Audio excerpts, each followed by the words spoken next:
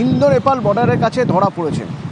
তিনি নেপাল চলে যাচ্ছিলেন, অথচ তার কাছে দেখা যাচ্ছে আধার কার্ড, ভারতীয় পরিচয়পত্র, অথচ তিনি আফগান নাগরিক। কিভাবে সম্ভব?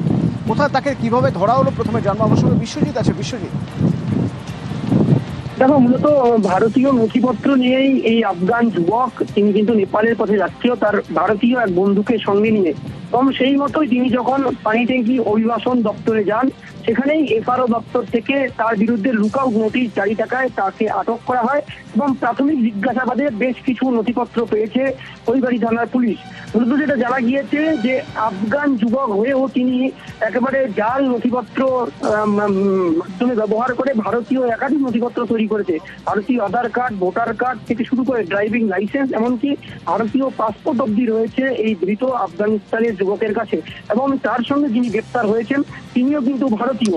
মূলত দত্তাবাদের এই তার আফগানিস্তানের বন্ধু এবং এই আফগানিস্তান যুবক দীর্ঘদিন ধরে ভারতে ছিলেন এবং আফগানিস্তানের সঙ্গে তার দীর্ঘ যোগাযোগ রয়েছে এবং নেপাল থেকে থাইল্যান্ড যাওয়ার পরিকল্পনা ছিল এই ধৃত দুজনের।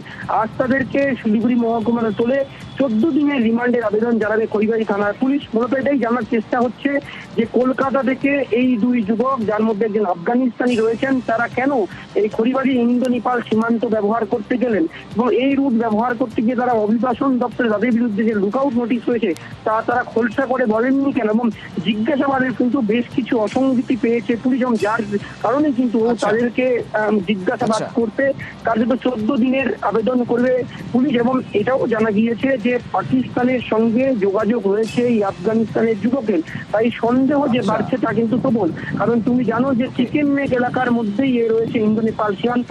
সেক্ষেত্রে এই আফগানিস্তানি যুবকের গ্রেপ্তার হওয়ায় কার্যত কিন্তু প্রশ্ন চিহ্ন উঠছে। যদিও পুলিশের সতর্কতা এই আফগানিস্তানি যুবককে আটক করা হয়েছে এবং তাকে আজ গ্রেপ্তার করে মহকুমা আদালত